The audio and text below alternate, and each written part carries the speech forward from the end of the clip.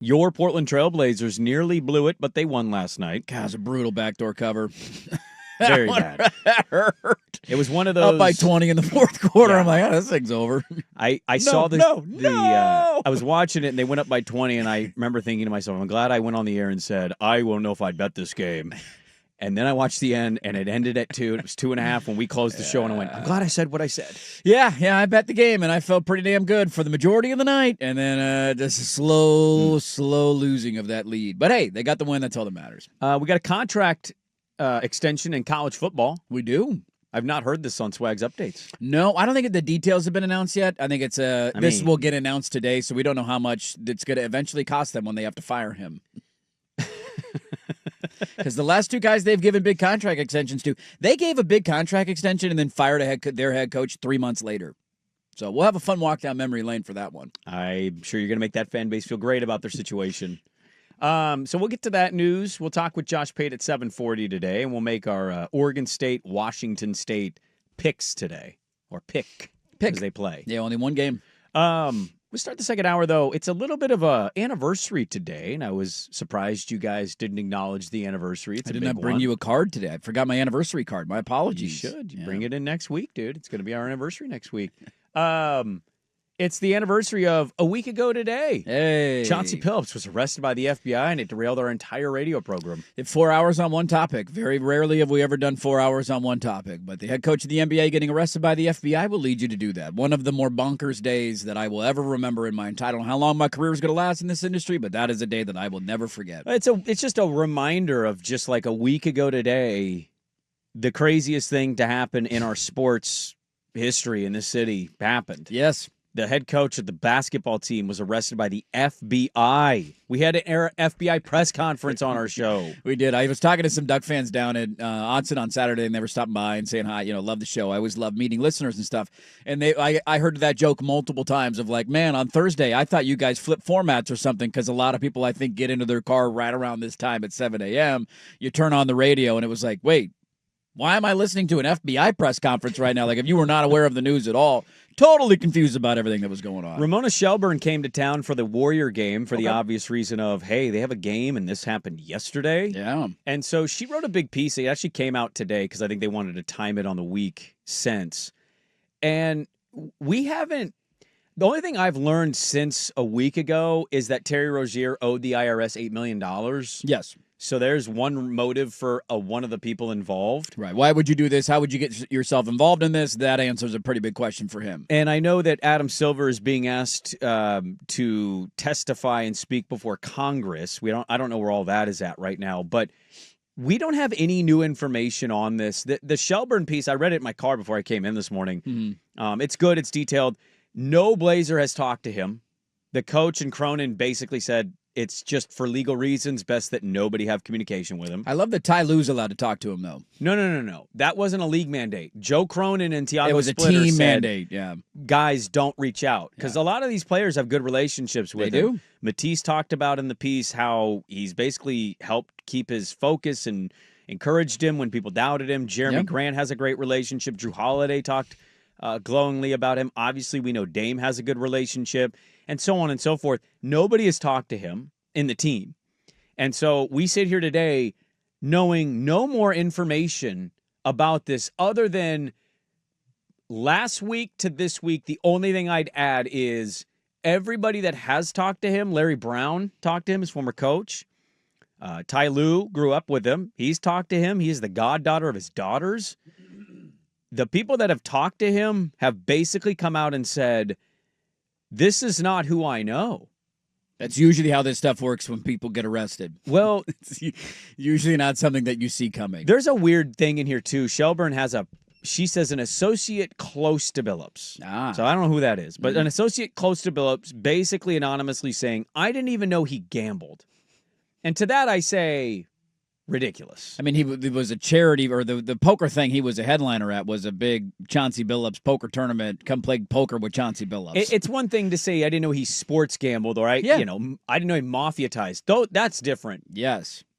Everybody gambles in some way, come shape, on. or form in their life. The Just- vast majority yeah. of us will go to a casino and you play roulette, or you play a slot machine, or you put a sports bet down. Like, everybody gambles in some way, shape, or form. Now, they're 3-1 post a week ago. They are. Have they gotten better since Chauncey Billups left? Some are asking. Many people are asking the question. And we can talk about the game last night because they almost choked that one away, but they did end up winning it, and that's the most important part of it. But Yes.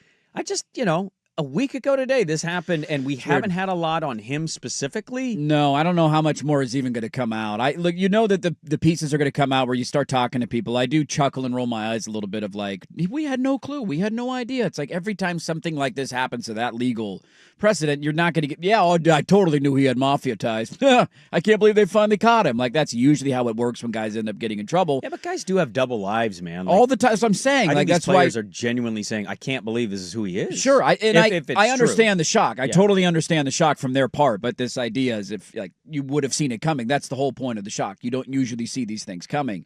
The biggest head scratcher for me continues to be, and I understand that there's not anything that they can say of substance because they can't touch on anything in the ongoing case and they can't give any details and none of that. I still find it interesting that nobody from the organization outside of the head coach in a quick press conference has said a word about this.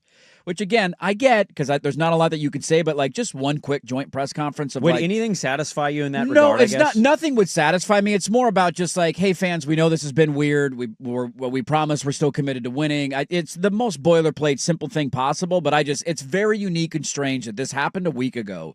The head coach got dragged away in handcuffs by the FBI at 4:00 in the morning.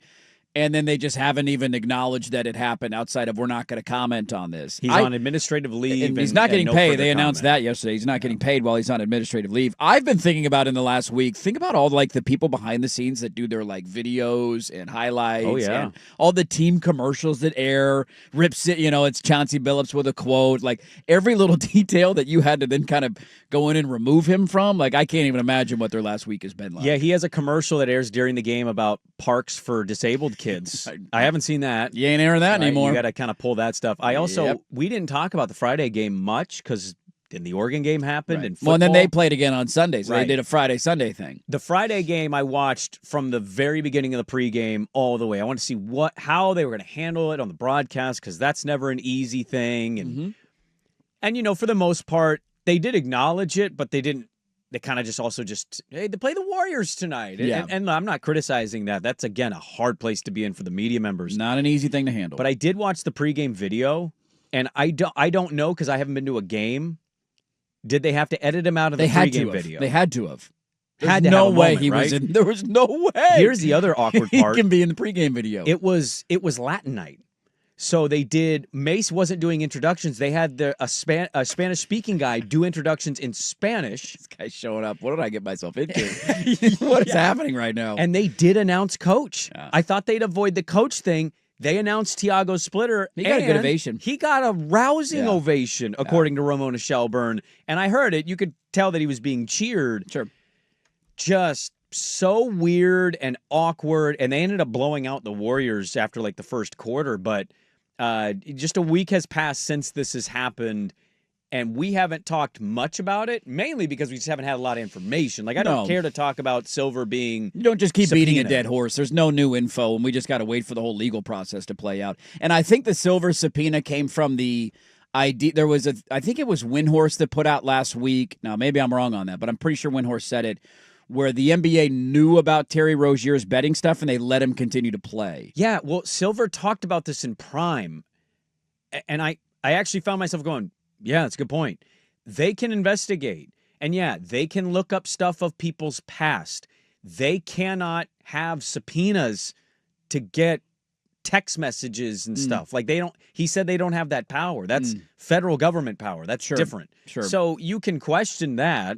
I thought his answer was good, but maybe I'll be proven wrong and we'll find out they can, and they chose not to. Yeah. But either way, like, that stuff will sort itself out. Yeah, it'll all play itself out. The odd part is her in the story saying that his office has just been closed. It's not even... The door's shut. She's like, there's not police tape. The doors just remain shut.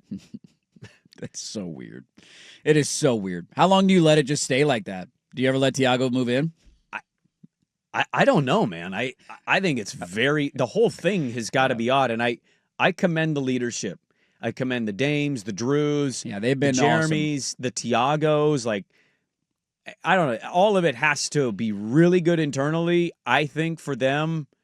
And I know athletes don't operate the same way we do and absorb all the same stuff, but like to still go out there and they beat the Jazz are not very good, and the Lakers team was beat to all hell. But to beat the Warriors in the first game, and they were in that Clipper game. They were right there with that Clipper game. Yeah, you would have thought at some point they just get housed. Lay an egg. Their heads are somewhere else. They're 3-1. So just had a 2-1 road trip where you play 2 LA teams in Salt Lake City. At the end of it, nothing has cratered and nothing about the expectations have changed. Which I don't know if that says more about just the state of coaching in the NBA, if it says more about Tiago Splitter and Chauncey Billups. I don't know, but the expectations are still there. They got Denver coming to town tomorrow night. I'm hoping Jokic plays. That's a big one, man, because that's a fun game to hey, can you take down one of these bigger teams in the Western Conference with an MVP candidate? Are you capable of taking a team like that down? So I'm going to keep going business as usual. It's been very weird to not say much, but to your point, there's just nothing new out. When does the legal? November 24th is when he's got to be in Brooklyn. Yeah. So we're still that's what's scheduled. We'll see if it gets. We're a month away from that. Yeah, maybe it gets delayed. Maybe there's a plea deal at some point, but we're still a month away from even more information coming out, and it's just going to kind of hang over them. But credit to the staff, the coaches, the players, everybody continuing to push forward, and nothing has impacted on the court yet.